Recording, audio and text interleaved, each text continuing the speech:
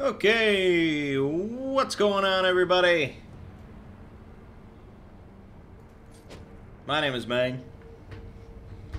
Welcome back to Hanging with Mangg. Today, of course, we are playing some Sekiro.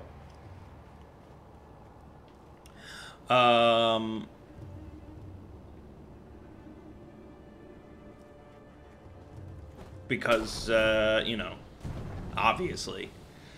I'm just gonna be running around just the starting areas here, because I don't really want to show anything spoilerific, because that's really a lot of the fun. So yeah, I've recorded I'm on like part 8 as far as my recordings go. And the thing is, I feel like that's like the most popular thing I could upload right now is Sekiro.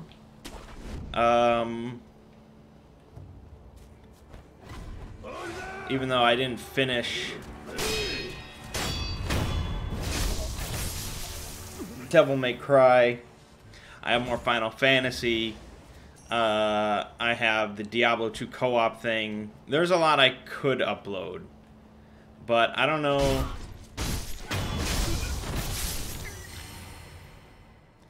I'm gonna upload a couple more parts of Sekiro, just wham bam, and then we'll see. We'll maybe try and finish Devil May Cry.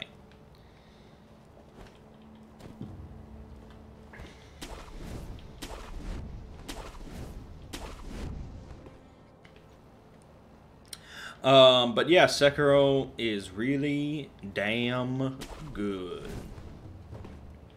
No doubt about that.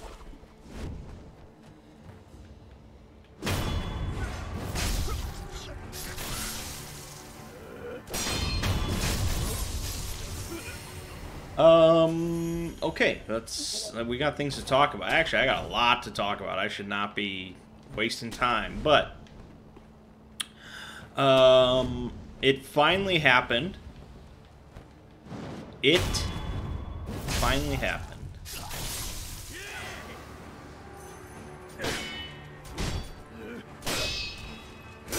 I got recognized in public by a stranger,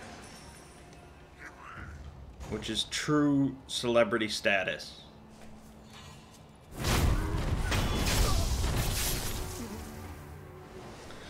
I went to Qdoba, which, if you're unfamiliar, is sort of, I guess, Mexican fast food, but it's really good.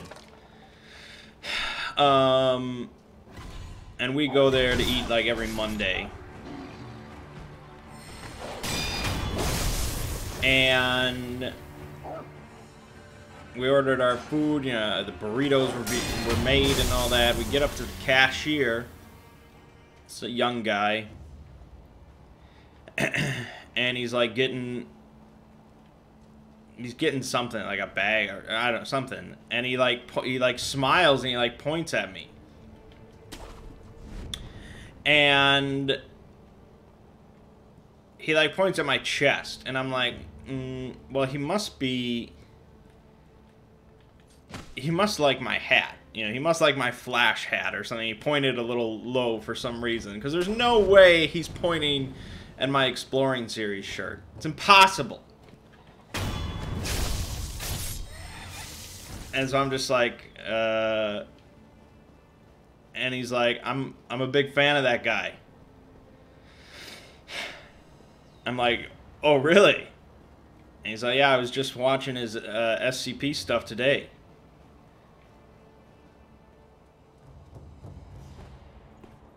And I was like, you're the first person to recognize. I think he said something, I don't remember what else he said. And my parents and I were at the same time were like, that, you know, I'm the guy. It's a me. And we just blew his freaking brain, man. He just could not believe it. His mouth just dropped in awe. And we couldn't believe it either, because what are the odds? I'm not that big. Not that popular.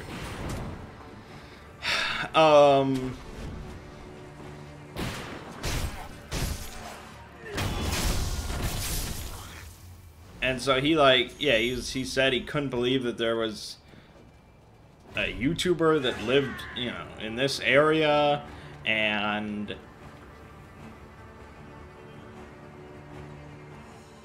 he said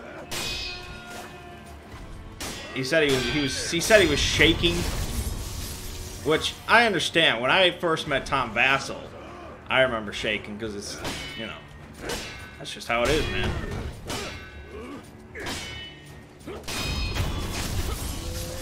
And then he asked to shake my hand, which was pretty wild. That's never happened before in life, where someone respects you enough that they want to shake your hand like that, rather than just being like at a family gathering or like a business interview, or you know,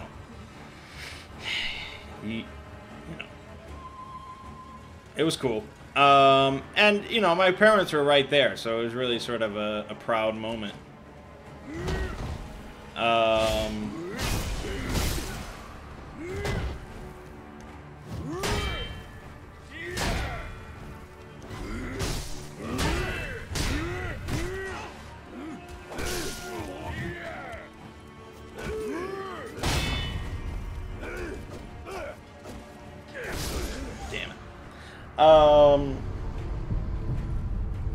And so that was pretty much it. Like, you know,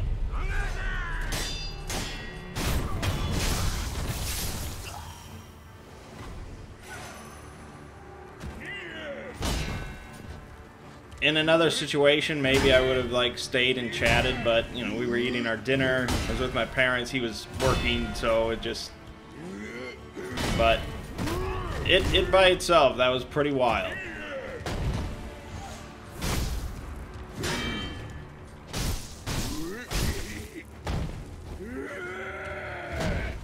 It was pretty wild.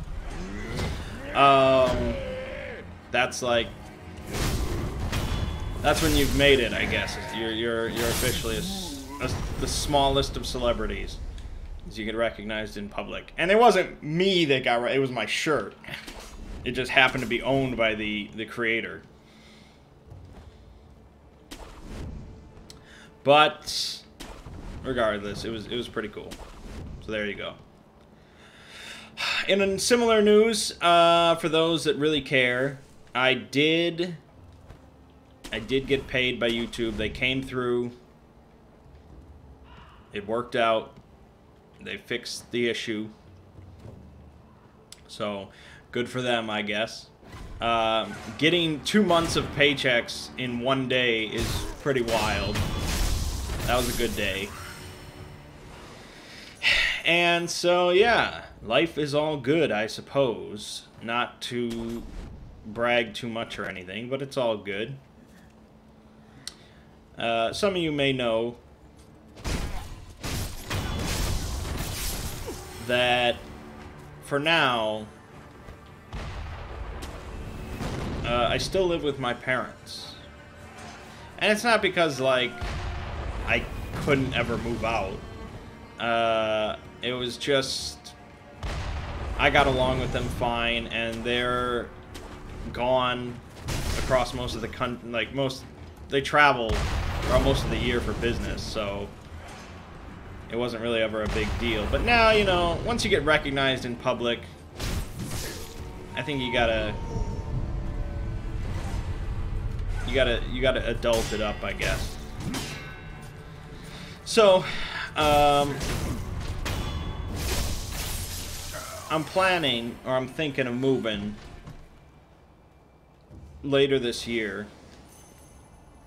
And so now the debate is like, do I go with a condo or with a house?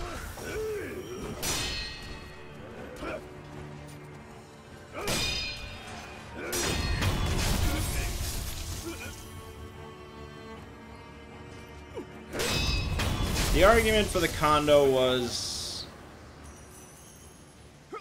I'm not really sure what the argument for the condo is, other than, like, you don't have to take care of some things, because the condo association or whatever takes care of it.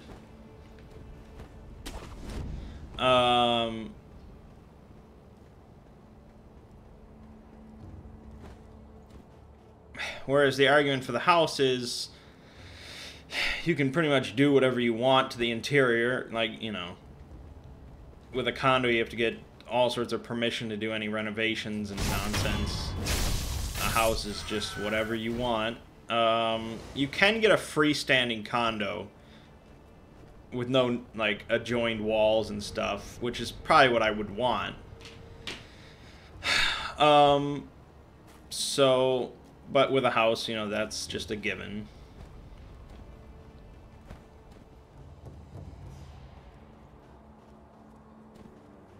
With a house, you have to take care of everything, which isn't that big of a deal. I mean, I would probably just hire someone to mow the lawn and stuff.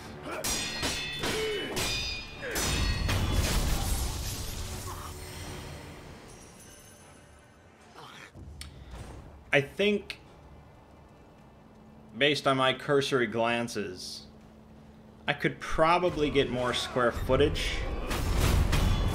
for the same money in a condo.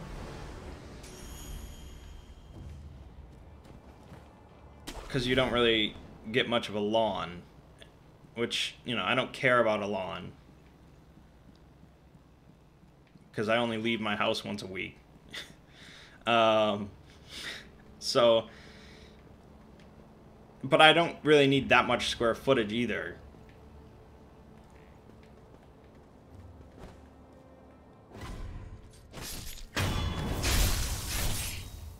The thing with a house, though, is at some point I'd like a pool. And with a condo, the only way I'd really get a pool is like a shared pool, and that's just a no-go.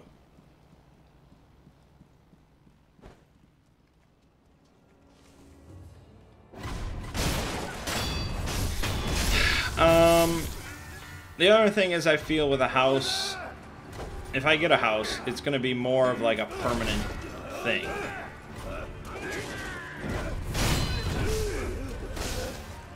It's going to be something that I really renovate. I put in the things that I want to have, and I'm going to settle in there. Whereas with a condo, I'm not going to renovate much, and it's just going to be a temporary thing until I get a house.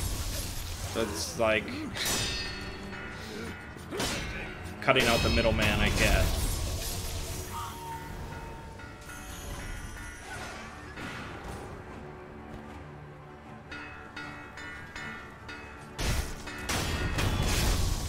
Really, this discussion has just been because YouTube has been so good to me so far. And aside from some freak occurrence, which certainly is possible, I don't really see YouTube, like, for me, stopping.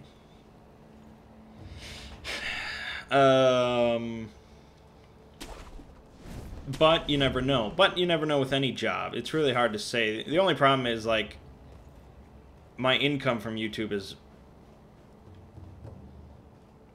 bumped up a lot in the last 5 months. And so when you're applying for financing and stuff like that, you know, they just look at your last couple years of recorded income, which for me was not great.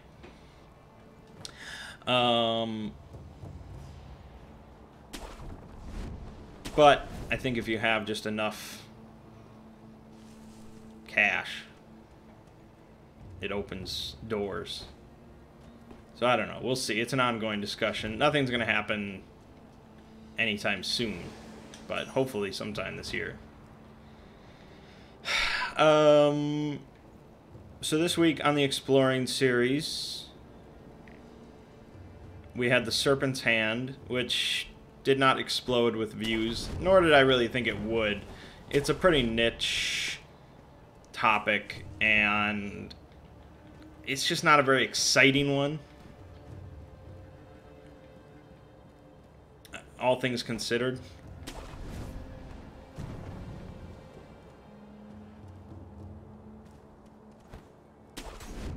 I mean, some people like it, and there's certainly, you know, plenty of good writing involved in the whole Serpent's Hand and the Wanderer's Library and things like that, but it doesn't have a tremendous amount of mainstream appeal.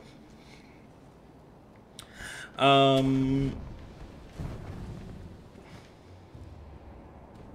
then this week I worked on a video about SCP-106, the Old Man, which is an oldie but a goodie, I suppose. And I got to include a couple tales, The Young Man and Until Death. Turned out to be like a 20-minute video, and I think it turned out decent. I was particularly happy with, for those of you that have read The Young Man, which I'm sure is not many of you, but The Young Man is this potential backstory for 106, about this corporal in World War I that gets, like, infected with something. And at the very bottom, there's, like, a single picture, and it's a pretty well-known picture, I think, in, like, the creepypasta circles and stuff like that, of this soldier in a trench with this really creepy smile on his face. And so it really fits pretty well. It's unnerving, and connecting it to SCP-106 is already pretty unnerving, and it works. But I decided to really complete the whole thing in the video by having like a dissolve transition between that picture of the soldier and the main well-known picture of SCP-106. It actually works way better than I thought it would.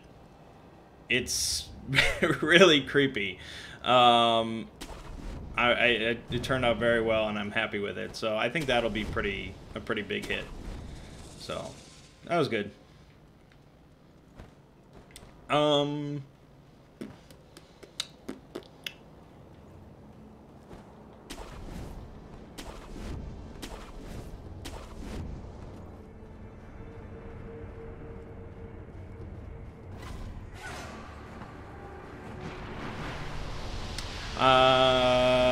I also am working right now on a video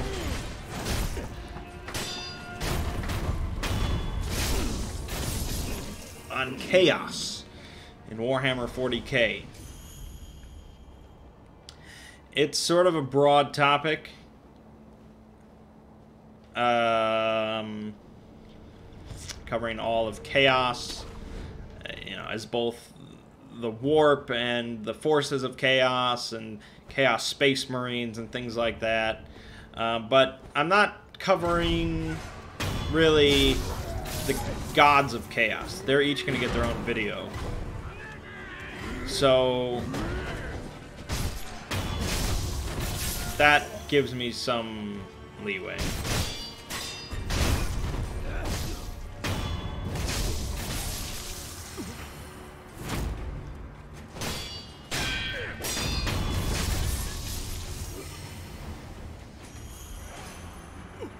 And I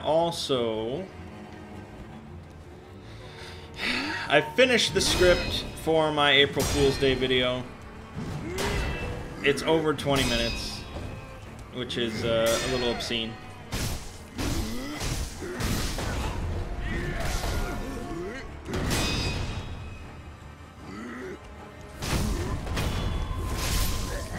I really don't know what to say about it.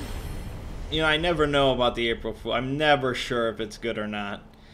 This one, it's different. It's different. You know, like with the My Little Pony video, it was dead. Like, I didn't have to worry about humor because just the concept was the humor. Just the fact that I was covering My Little Pony seriously was the humor. So I don't have to worry about including jokes. For the Teletubbies video, again, the concept was a big part of the humor. Just, you know, Cthulhu mythos in Teletubbies is ridiculous. There were certainly more jokes in there where I had to say things that weren't, like, factual, you know, and they had to come off as humorous.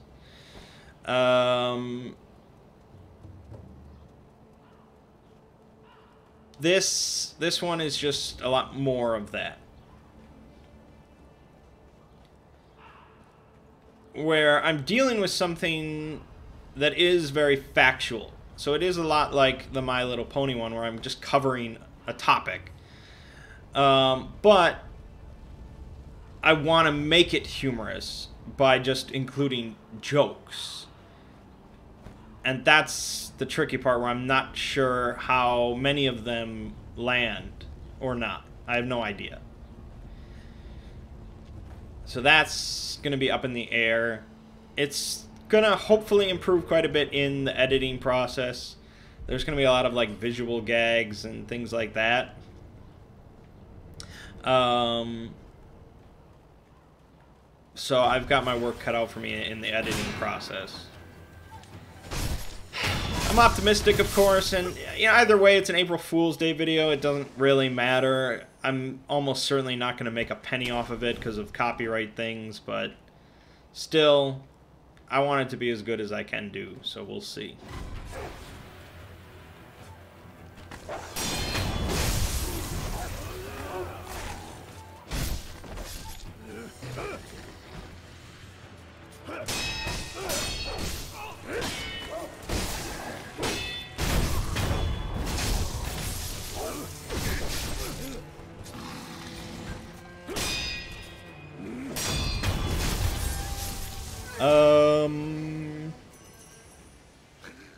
Yeah, I guess that's all there is to say about the Exploring series. I wanted to get a hat made. I wanted to get an Exploring series hat. But custom hats are not like custom t-shirts.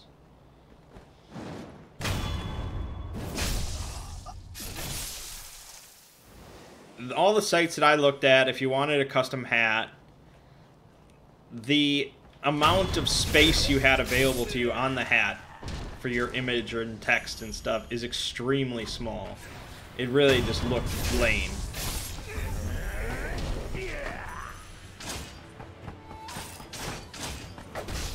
And if I wanted to, like, if I wanted to have a hat, I'd have to order like a dozen of them at $30 a piece. So I'd have to spend, you know, hundreds of dollars just to see if I even like this hat that they're making. It's just not really feasible. I'd like one because I always wear a hat and I think it would just make sense, but I don't know. It just didn't look good on the website, that's all.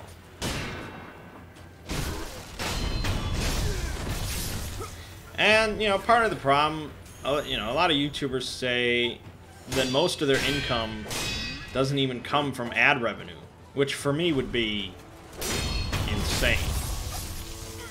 Like, knowing what I make on ad revenue.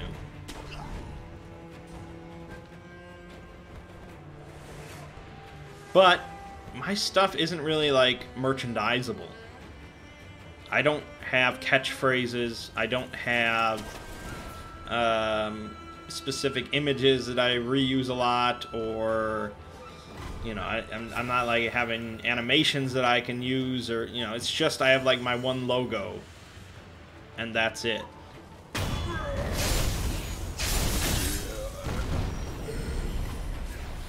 And, you know, there are people starting to buy the shirts and stuff, which is cool.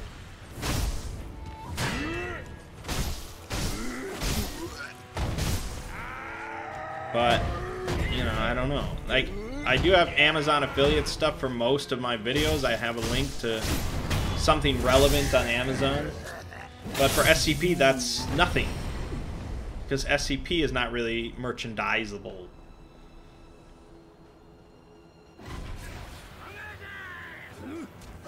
Patreon is good.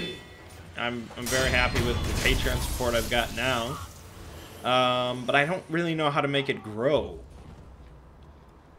Because I just can't ever think of stuff as like incentives for people to go on the Patreon. Because I don't like having like exclusive videos that only a handful of people can see. That's really not worth my time. And that would just be a bummer to everyone else. So I don't really know what other people do for something like this for Patreon. I have no idea. Because I don't really donate to any Patreons. Patreons. I donate to Sunny Clockwork's Patreon because I use a lot of their artwork and it's really good and I want them to keep making more SCP stuff. But, I mean, that's just because I want to support it. Like, I don't really expect anything out of it. So,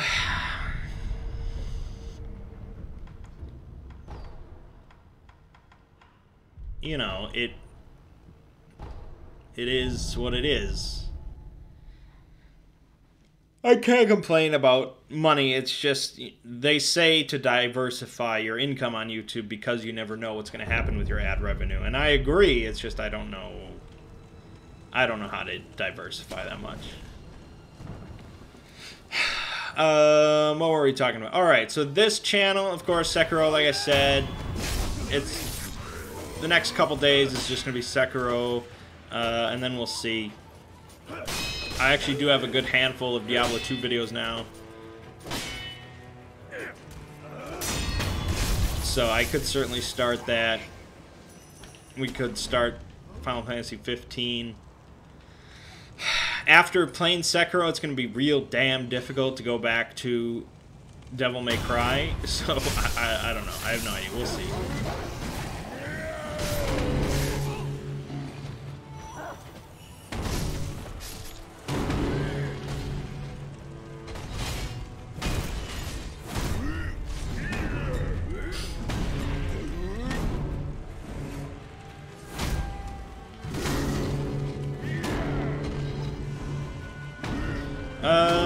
Moving on then.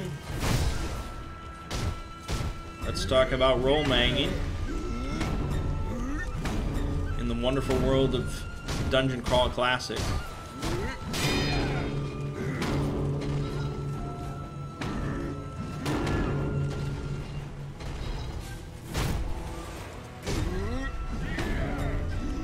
We were in Cohagen. We were dealing with this rogue Jarl and his band of merry men.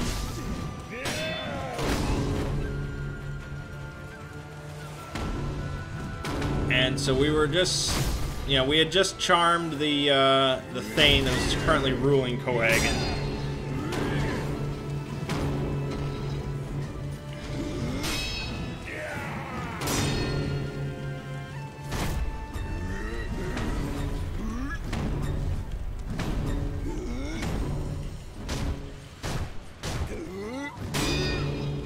And we were deciding, like, how is the best way to wait out this time.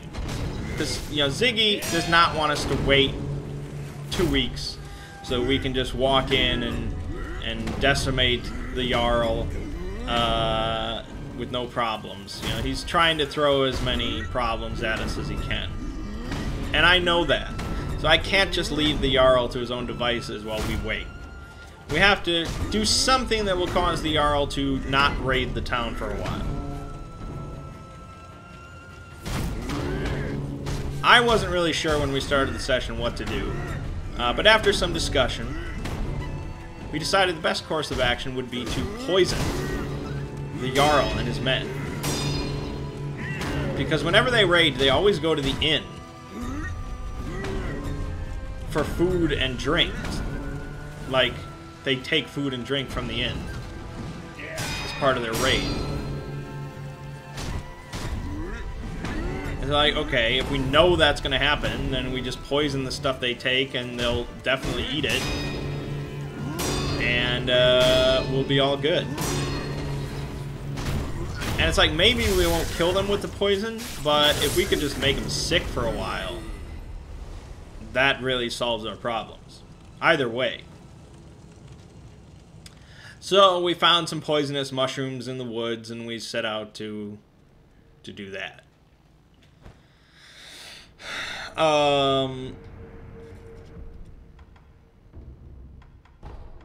And it turned out that we got really lucky on the poison roll.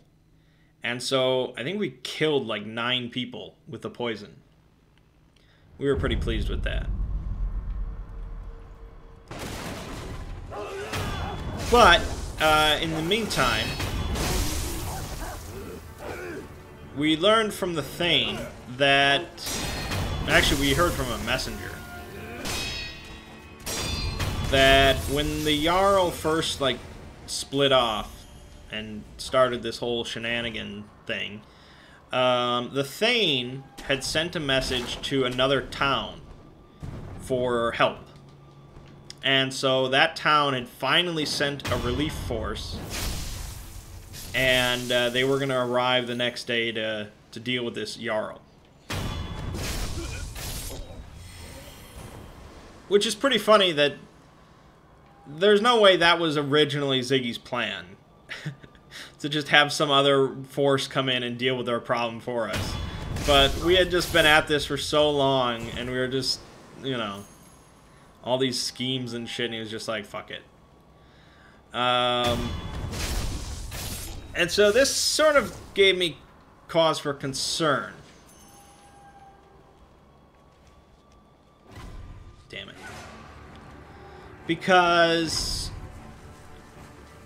my concern was that these guys from some other town are going to come in here, save our asses, save the town, and they're just going to take it for themselves.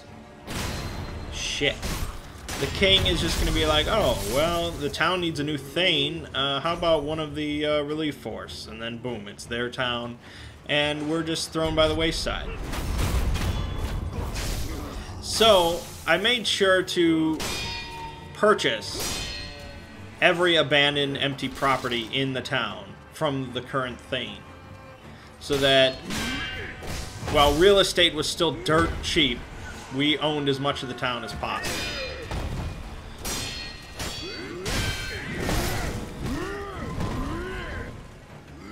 The problem was still that they might come in and, like, just kill me and take all my deeds. So I hid the deeds away, and I wanted to just be, like, the advisor. I didn't own any property.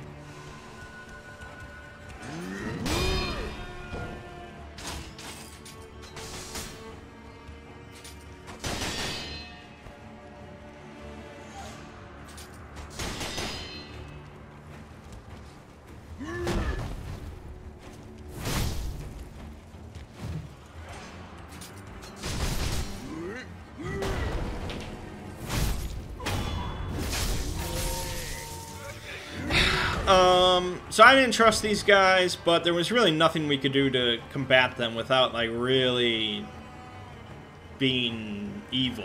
Like, because we would have to set, like, an ambush, and we don't even know if they are evil or not, and they have dark intentions.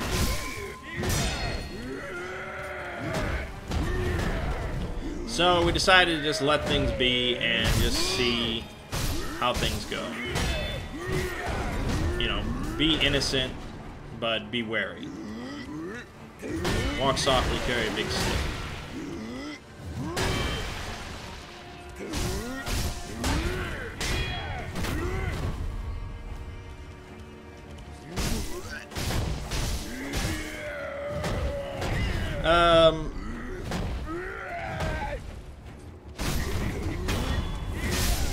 But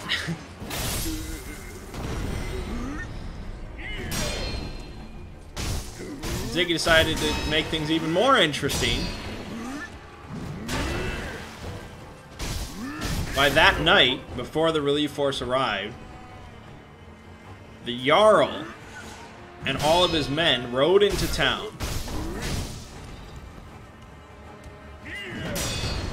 And said that they were leaving.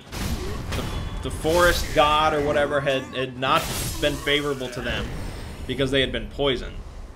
So they didn't blame us for whatever reason. And so because of that, they were leaving the forest and they were moving on. But they would only do so peacefully if Mirt's character agreed to duel him. The specifics of this duel were not discussed. So it was unclear if it was a duel to the death or, you know, whatever rules there might be. But it seemed like whoever won, whether he won or lost, he would leave town. They would all leave town, all of his men. So Mirt, of course, agreed. And I thought he was going to get his ass absolutely handed to him. He rolled like a 2 or something on his first attack roll. And the Jarl smacked him upside the head. But he rolled minimum damage, so he only got hit for like 3 damage. He could have easily died from 1 hit. Mirt, I'm saying. He was fortunate, though, and he did not. And then Mirt's second attack was not a crit, but it was basically a crit. He rolled absolute max damage.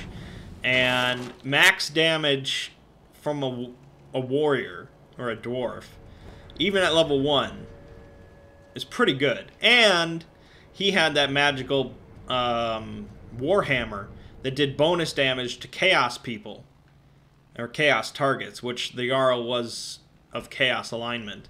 So he did bonus damage. It was a massive hit. I think he one-shot him. Or pretty close. And so Mirt actually ended up winning the duel.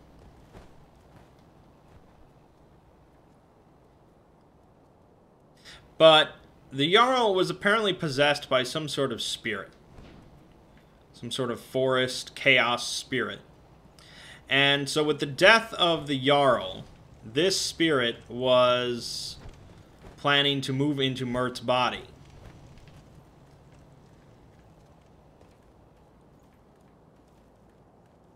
And so Mirt had to make a couple will saves, and it looked like he was going to fail. And basically he was going to be possessed by this spirit. He was going to be of chaos alignment, so, you know, that wasn't good for him.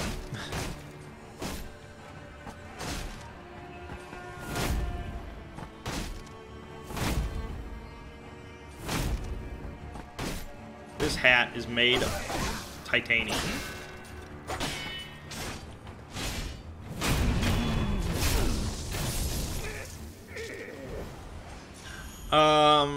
But he, like, burned all of his luck. Like, he's at 1 luck now, which is horrible. But he did manage to stave off this spirit possessing him. So yeah, I mean, he won, and he survived. He's just at 1 luck, which is really bad. Because, from my understanding, from my recollection of DCC, if there's some sort of unfortunate effect that could occur to anyone in the group, it will occur to the person with the lowest luck. So, the person with the lowest luck is at most risk of just unfortunate events occurring. But we'll see how it goes. We'll see how it goes. Mirt's character was definitely very distant from the rest of us, because the rest of us are pretty much all chaos. Because Phil's character was a cleric. But his cleric had to go on, like, some spiritual journey. to, like, because his god really hated him. So he had to go off on some journey. And so Phil's other character, Dobbin, became his new level 1. And Dobbin is, of course, pure chaos. So the three of us are chaos, and Mert's character is lawful. So it's a little tricky. Now, we're not really evil, per se.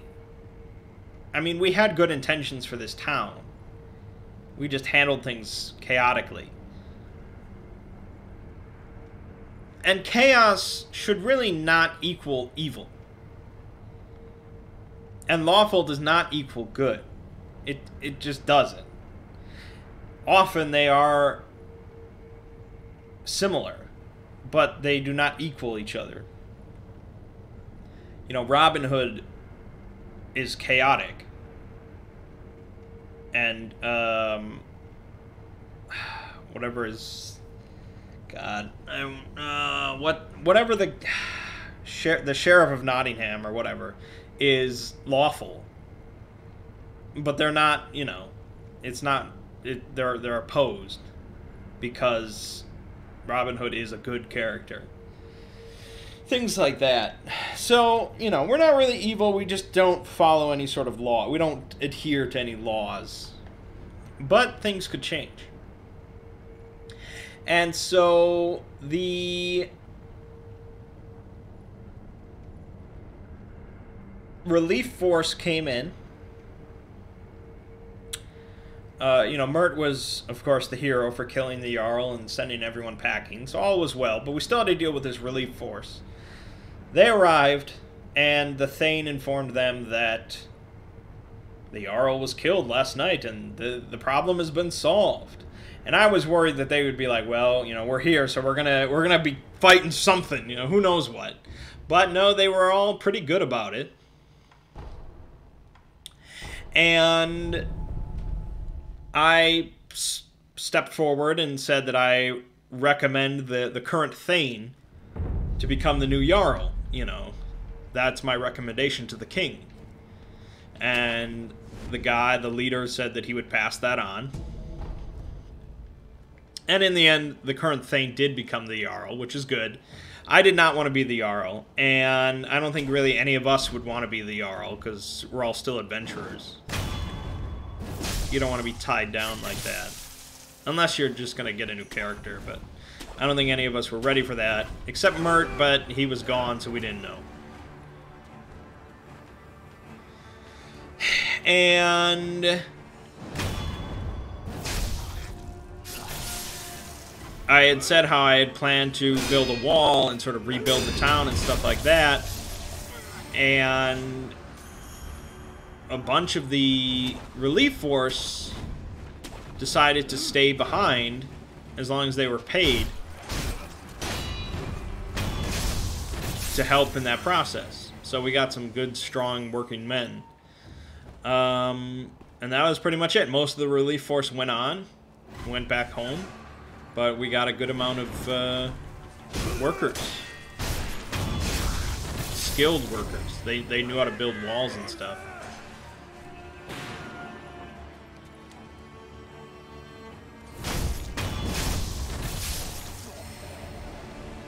And so we basically just started doing like massive time skips, like 6 months or something, where we just start building the wall and building up the town again and rebuilding and sending off messengers to other towns saying like, hey, Cohagen is back in business, we've got a lot of real estate. So on, you know, bring your business. And so, of course, since I own most of the property in the town, that puts me in a good position. And we actually had the Thane before all this happened, since he was charmed. We had him pass a law that if anyone wanted to open an inn in Cohagen, they had to pay a substantial fee to the proprietors of the current inn, which is us. So yeah, we basically made some really dirty tax laws But hey, we're adventurers. And, you know, we have good plans for the world. We need the money. And so we got a merchant that came to town and he wanted to set up a shop and stuff like that. And I'm like, well, there is no property for sale, but you can rent a lot if you wish. And so since he was the first one, you know, we need somebody here to get the town going. I didn't charge him exorbitant rates. I think it was like a little under 10 gold a month.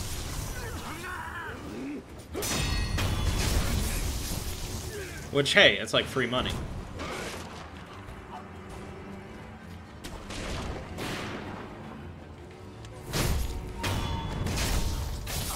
And, you know, if we get 30 business owners that are all paying that or more, because it's going to go up, we're in pretty good shape of just getting free money. And so we had this sort of discussion about, like, what do we want? What are we doing? What do we want money for?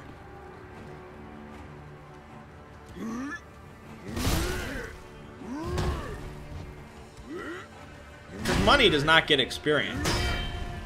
This isn't old school Dungeons and Dragons. We need adversaries and obstacles and things like that. But we figured money could buy us some things that would help. You know, we could all have nice armor. We could maybe get an airship.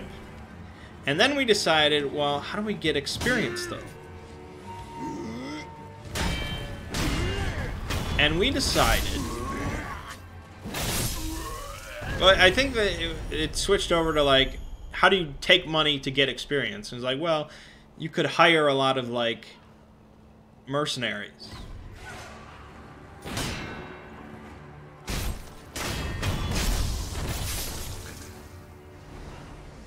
And then it was like, well, let's do it one better. Let's have just the mercenaries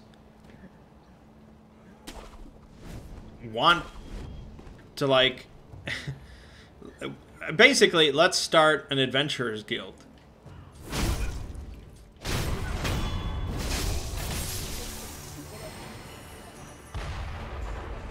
We'll start an adventurers guild. And we'll have all these, like, adventurers, mercenaries, whatever, doing contracts. And we'll just go along with them to get the XP.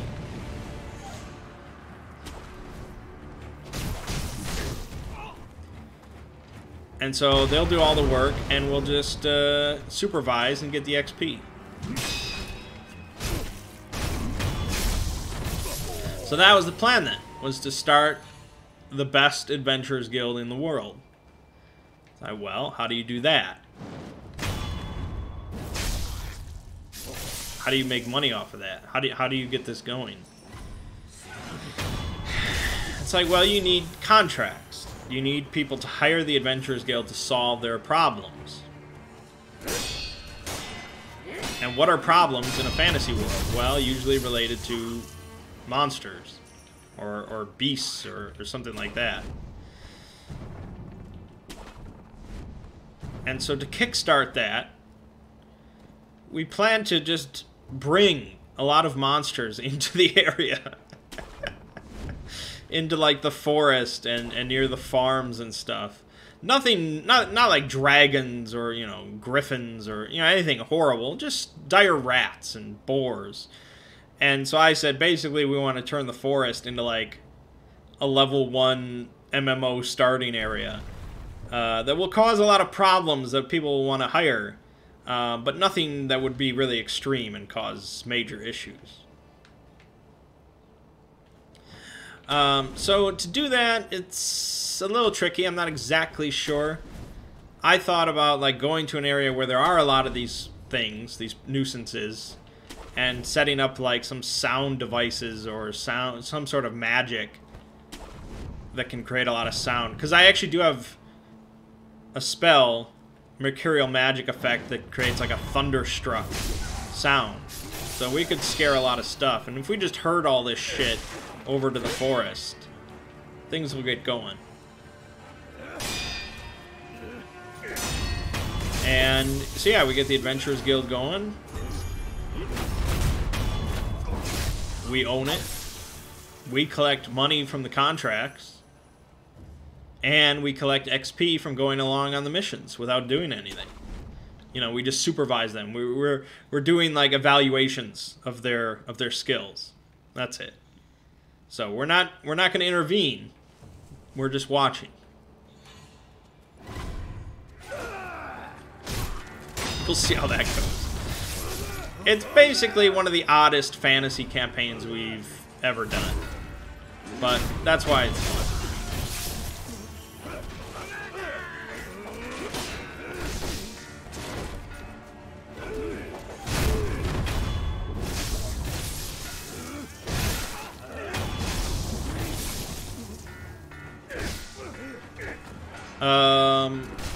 So yeah, it's all good.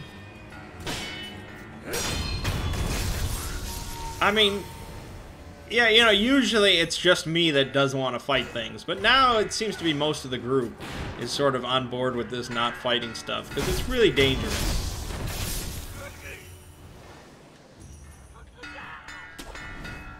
And, you know, we like our characters. Why would we want to die?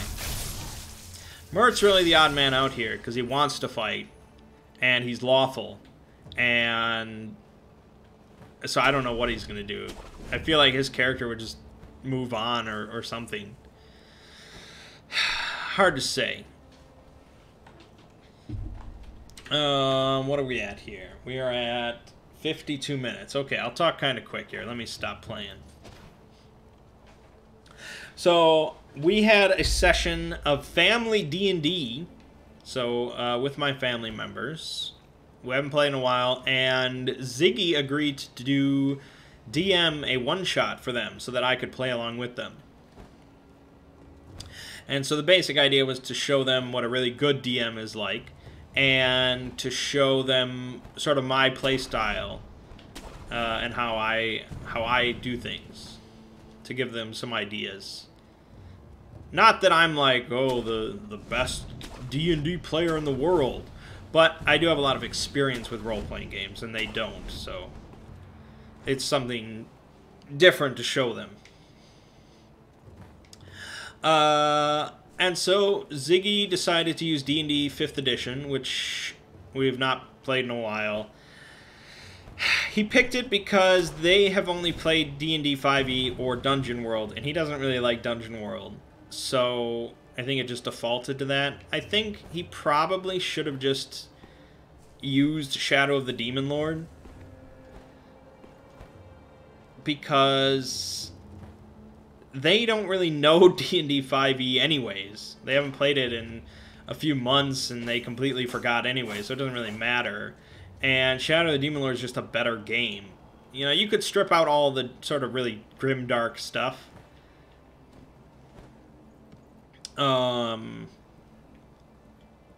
For family D&D, but it's just a better game. Either way, we did 5e. And the one-shot took place in this vale. It was basically like this sequestered region that was tucked away from the rest of the world. And there were 4 villages in this vale.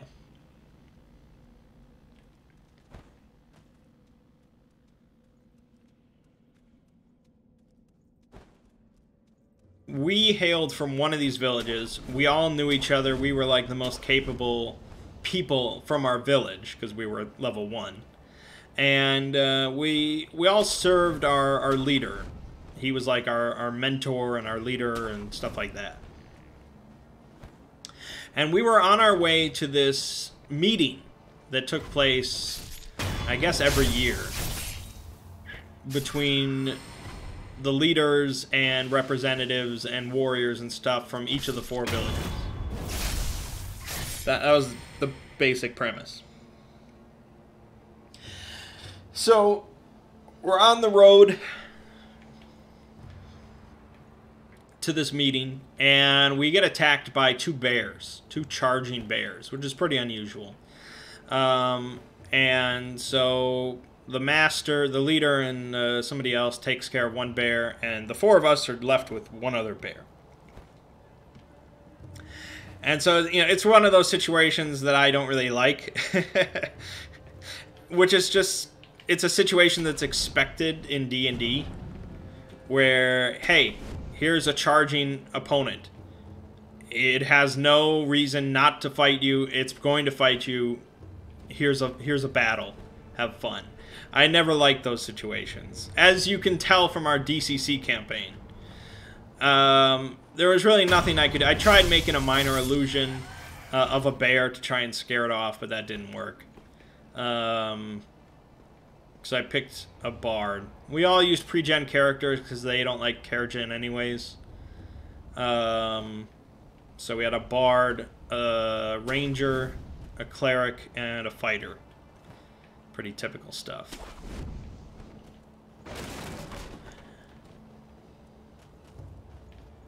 So we fought the bear, we killed the bear, end of story. But the master asked us to track, you know, see where this bear came from and see why it charged us, and why these bears charged us. So we went off into the woods. And we found the tracks led to like this little clearing. And we found in the clearing was a elf in like a robe. And he was talking in Draconic to a dragon. It was like a really, it was the babiest of dragons, but it was a dragon. And the dragon was feasting on the corpses of some human people, some humans. And so, like, oh, this is an injustice.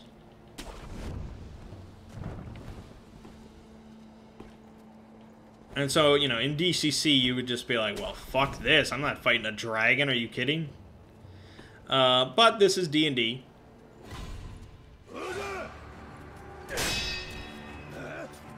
So I knew we had to deal with this, but I wanted to make it at least a little interesting. And I did have the Charm Person spell. It's much less effective than it is in DCC, but it's a Charm Person spell. And so I wanted to make this elf my friend. But it's got a 30-foot range on the spell, which is nothing. And if you use it while in combat, they get advantage on the saving throw. So it needs to be used out of combat within 30 feet. There's no way I'm going to sneak up on this guy like that. It's just, I would need to, like, crit.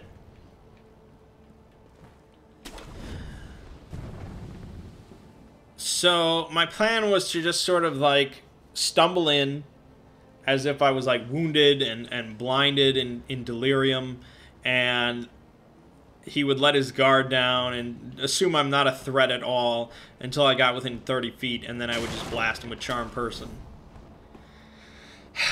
I had the others, like, sort of set up in an ambush position, but they couldn't get that close without tipping everything off anyways. So it was a little tricky. It was definitely risky. It was not a great plan. But it was what I had. Of course, when I got within, like, you know, 100 feet or so, he starts asking me questions. Or no, he doesn't even ask me. He's just like, you know, this doesn't concern you, get out of here. And then he says something in Draconic to the dragon, and then the dragon charges at me. And I'm like, okay, that's great. So we got into this combat with this dragon. I was sort of out in front. I had the biggest risk. And in the process, I did actually go down to 0 health, which in DCC would mean I was pretty much dead. But in D&D, you're okay.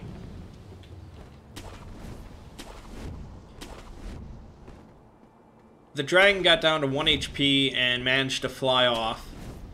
We knocked out the elf. My sister, as the ranger, ran after the dragon and shot it down into a chasm. We assume it died. We captured the elf, took him back to the master. And I talked to the elf, who apparently comes from the south. And he's using our land as the hunting ground for the dragon. Because apparently, in this setting, the world, most of the world is ruled by dragons. It's just our Vale that is sort of untouched by them. But now they are encroaching because they're the dragon cult or whatever of the southern world wants to use us as a hunting ground for humans, you know. So that's pretty unacceptable. I lie to the guy and I tell him that his dragon has been captured. We captured the dragon. I didn't tell him we killed it. Because if we tell him we killed it, he's a lot less likely to cooperate in any means. In any way. And Ziggy seemed to agree, because when we told him we were going to take him to the meeting and he was going to just sit there and wait while we decided, the guy agreed only because we had his dragon captured. And he's like, alright, for the dragon's sake, I will cooperate. I'm like, nice. See? Good lies. Those are the lessons I wanted to impart. Lies can be really, really, really powerful. So we went to the meeting, and we met up with the representatives from 2 other towns. But the fourth town, no one had arrived yet. And this was the town that had the humans that were being eaten by the dragon. Those humans came from that other town. So something seemed up. And I learned from the elf that the reason that they were using this as a hunting ground is that they had the cooperation of one of the leaders of the Vale. So one of the 4 leaders had betrayed their kinsman. And I was determined to find out who. So we did some little investigating, a little poking around. I seem to trust one of them the least. This fancy-dancy lad named Elaine. I don't trust him. He seems shifty. He's like all dressed in fine robes and shit. Never trust him. So I went over to his camp during the evening. And I sat down for like a mug of ale with him and stuff. And I asked him about his village and how well it was doing. And then I expressed concern over my village. Because our leader seems to be growing senile. And, you know, there is room for prosperity, but our master does not see it. You know, basically saying all the things this guy wants to hear. And so he takes me aside and we go for a walk, and he confesses that he has spoken with people from the south. And there is indeed a lot of room for prosperity and things like that from the south. They are far wealthier and more powerful than we are. We could stand to benefit from a relationship with them. And I was like, oh, this is very interesting. And so he asked during the meeting that I would stand up and express these feelings and agree with him and stuff like that. I'm like, oh, of course. And so, of course, I went straight back to our leader and told him everything. But he did not seem entirely convinced. I wanted to do like a nighttime raid and just kill all these people because they had betrayed us. He was not ready to do that. I later went back and overheard them saying something about like waiting a couple days. Something they were going to arrive in a couple days or something like that, which seemed really shady. But since our leader was not on board with a nighttime raid, we just spent the night and we waited. In the morning, the other representatives had still not arrived.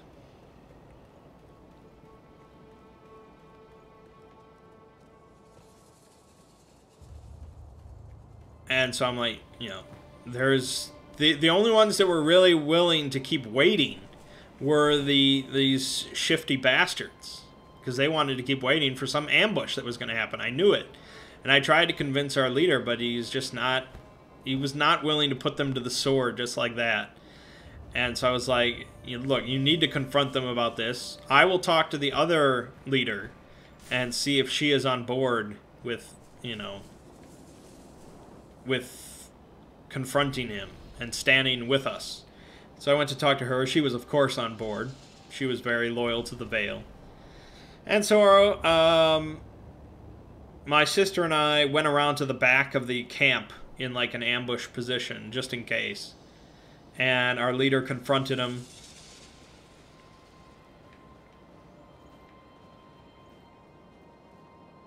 And he, of course, denied everything.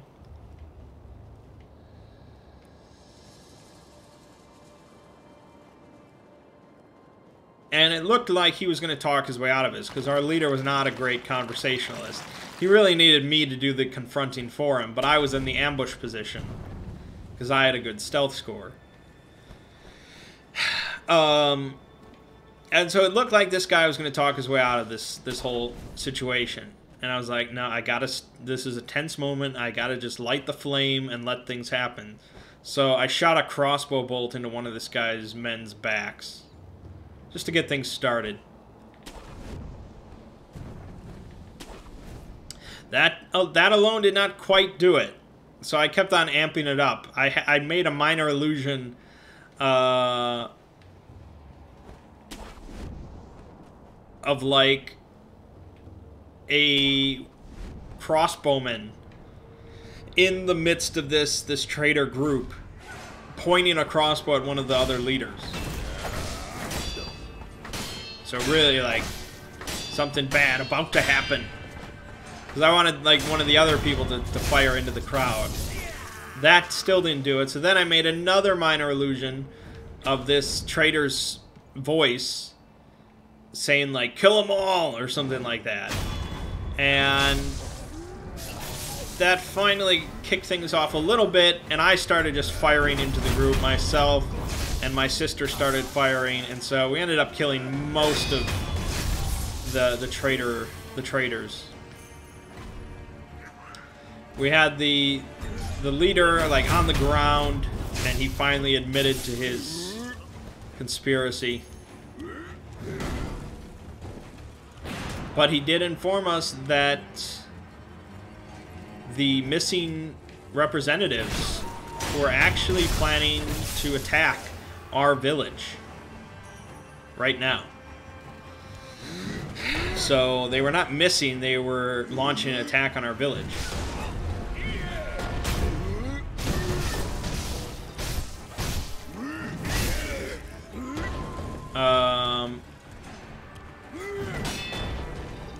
That wasn't good.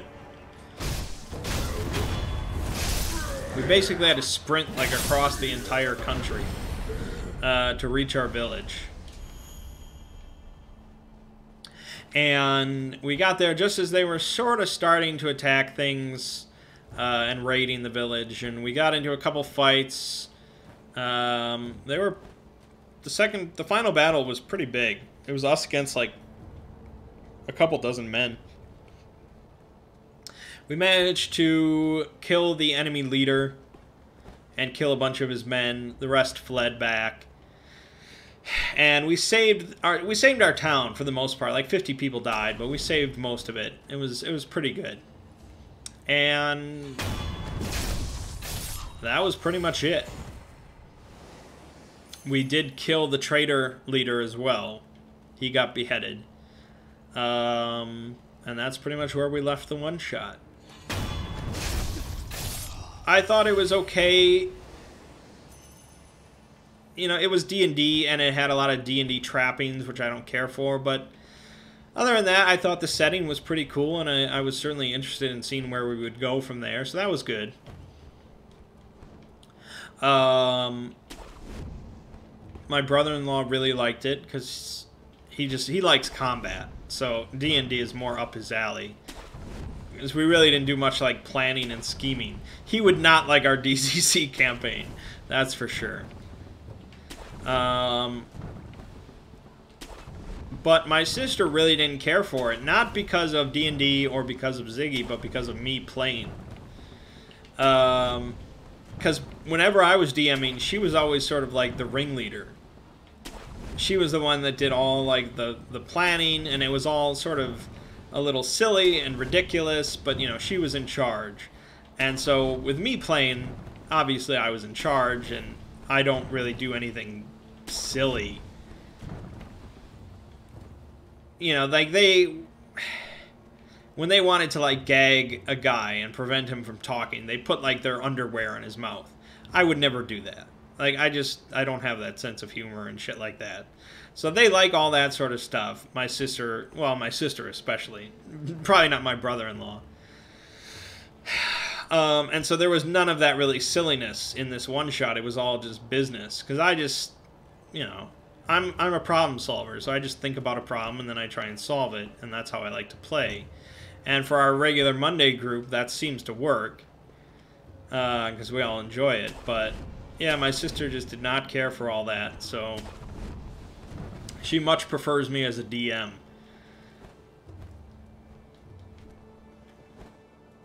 So we'll see. I mean, we're not going to play again for like a couple months, so I don't know if Ziggy would come back, or if I would just do another one-shot with me as DM. It's hard to say. It's hard to say. But, you know, it was a decent evening, I suppose.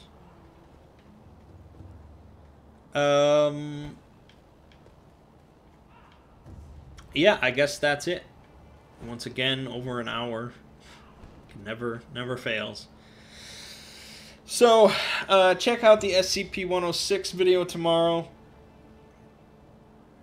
We got a video on Chaos and Warhammer 40k.